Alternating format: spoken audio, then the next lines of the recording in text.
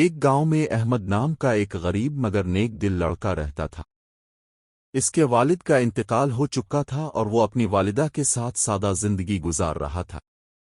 احمد روزانہ فجر کی نماز مسجد میں ادا کرتا اور پھر ایک دکان پر کام کرنے چلا جاتا تاکہ اپنی ماں کی مدد کر سکے۔ ایک دن دکان پر ایک امیر شخص آیا اور قیمتی انگوٹھی خرید کر جلدی میں وہاں بھول گیا۔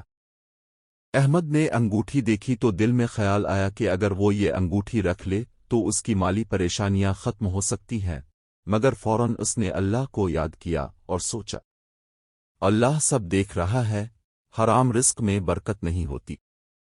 احمد نے انگوٹھی سنبھال کر رکھ لی۔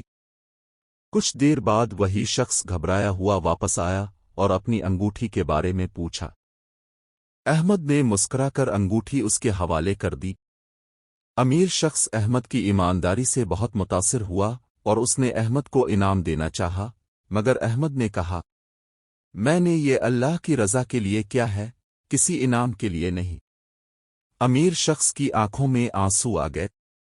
اس نے احمد کو اپنی دکان میں اچھی ملازمت دے دی اور اس کی تعلیم کا خرچ بھی اٹھانے کا وعدہ کیا۔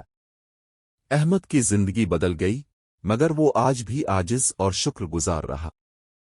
اس کہانی سے ہمیں یہ سبق ملتا ہے کہ سچائی، ایمانداری اور اللہ پر بھروسہ انسان کو کامیابی کی طرف لے جاتا ہے۔ جو کام اللہ کی رضا کے لیے کیا جائے، اس کا اجر دنیا اور آخرت دونوں میں ملتا ہے۔